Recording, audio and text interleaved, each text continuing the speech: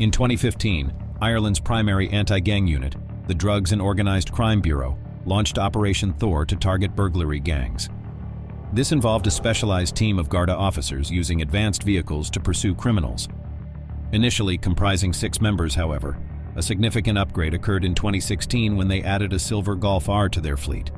This wasn't just any car, but one that had previously belonged to Liam Byrne, a prominent figure in the Byrne organized crime gang.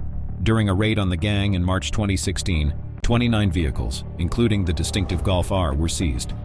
Liam Byrne, a prominent criminal in Ireland, leads the Byrne organized crime group, linked to the Kinahan cartel.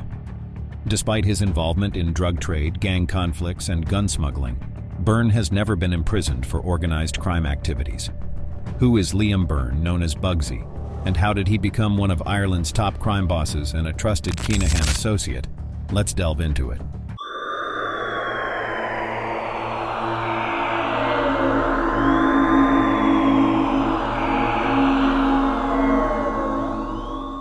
Born in October 1980, Byrne grew up in Crumlin, southwest Dublin, surrounded by a family deeply entrenched in crime. His father, James "Jaws" Byrne, has a criminal history, once associated with notorious robber Martin the General Cahill. Liam's mother, Sadie, comes from the Rowe family, closely linked to Dublin's organized crime scene. Benefiting from these connections, Liam ascended in Dublin's underworld, relying heavily on family ties, especially with relatives like Fat Freddie Thompson, Liam Brannigan, and Liam Rowe. 7 of his gang's 17 key members are first cousins from the Rowe family. The Byrne family resides in Crumlin, with Jaws owning the house despite lacking a legitimate income. Over the years, authorities seized cash and assets from their home, including a Rolex watch worth over 35,000 euros. Despite these actions, Jaws has never clarified the source of his wealth. From his early teens, Liam Byrne, known for his violent tendencies, engaged in drug dealing and robberies with a gang of teenage boys from Crumlin-Drimnagh. They were supplied drugs by Hutch-Kinahan, operating between Ireland and the UK. Liam received a suspended sentence for armed robberies at age 17, but later served time after attacking Trevor Donnelly with a baseball bat. Despite attempting to influence Donnelly's partner not to testify, she did, and was subsequently assaulted. Before Liam's imprisonment, his gang split following a Garda raid, leading to a feud between factions. Declan Gavin, a close friend of Liam, was killed in this conflict, with David Byrne, Liam's brother, testifying against the perpetrator, Brian Radigan. Upon Liam's release from Mountjoy Prison in 2004, his teenage gang had transformed into a major drug trafficking organization led by Fat Freddie Thompson, fueled by supplies from Hutch-Kinahan. Liam joined Kinahan in Spain, coordinating drug and weapon shipments to Ireland before returning due to heightened scrutiny from Spanish authorities. Back in Ireland, Liam partnered with Thompson to oversee drug shipments from Kinahan and manage their distribution and debt collection. Thompson's departure in 2007 to 2008, prompted by a feud with the INLA, allowed Liam to assume leadership of the gang, later dubbed the Byrne Organized Crime Group by the Criminal Assets Bureau. For nearly 6 years, their focus was managing the Kinahan cartel's operations in Ireland. Despite law enforcement efforts, including drug seizures worth over 10 million euros, the gang's operations continued largely unabated, with drugs flowing in from countries like Afghanistan, Morocco, and Colombia. The situation intensified dramatically in 2016, when Gary Hutch, once considered Daniel Kinahan's right-hand man, turned against him, sparking a deadly feud between the Kinahans and the Hutch family. Gary was killed in Spain in 2015, leading to a retaliatory attack at Dublin's Regency Hotel during a boxing event attended by Daniel Kinahan and members of the Byrne Group. David Byrne, Liam's brother, was fatally shot in this attack. The meticulously planned assault, executed by at least 12 members of the Hutch gang, immediately escalated the feud. Even before David Byrne's funeral, Eddie Hutch, Gary's uncle, was fatally shot. Over the next 6 months, a series of killings ensued, with the Kinahan-Hutch feud claiming 18 lives to date. A month following the Regency attack, Garda raided properties linked to the Kinahans and Byrnes, including Liam's residence. Purchased in 2011 in his sister's name for 250,000 euros, the house underwent extensive renovation totaling 740,000 euros, featuring lavish amenities like a gym, bar, home cinema, and jacuzzi. It boasted top-tier security measures including bulletproof windows, CCTV, and a panic room. Adorned with sports memorabilia, including signed jerseys and photos with celebrities like boxer Marvin Hagler, one room served as a gathering place for gang members. Perceived as the leader of the Byrne crime group, Liam's car dealership, used to launder drug proceeds, was closed down. Assets including luxury cars, cash, watches, and properties were seized, with the High Court determining €2.7 million worth were from criminal activities.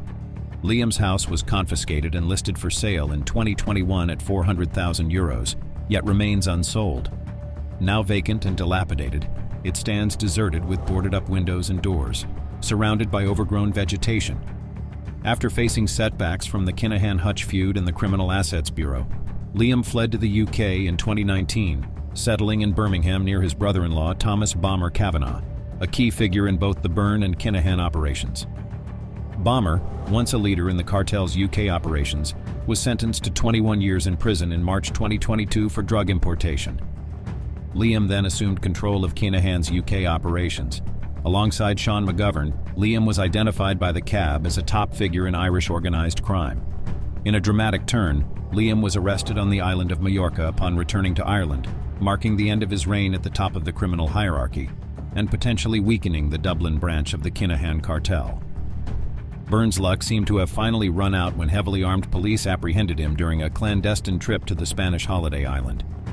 The 43-year-old crime figure, known for eluding justice for years, now faces the prospect of a lengthy prison term.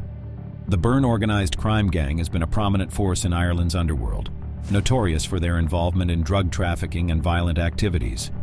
Through their close association with the Kinahan cartel, they solidified their position within the criminal landscape, leveraging the cartel's familial bonds to their advantage.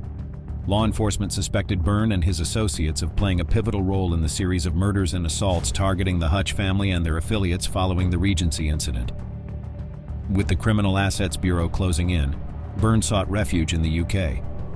There, he is believed to have assumed the role of second-in-command in the Kinahan cartel, succeeding his associate Thomas Kavanagh.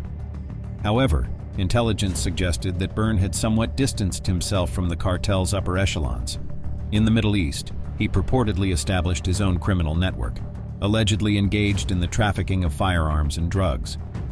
The UK's National Crime Agency had been conducting an investigation into Byrne's activities concurrently with an ongoing probe into the criminal assets of Thomas Kavanagh.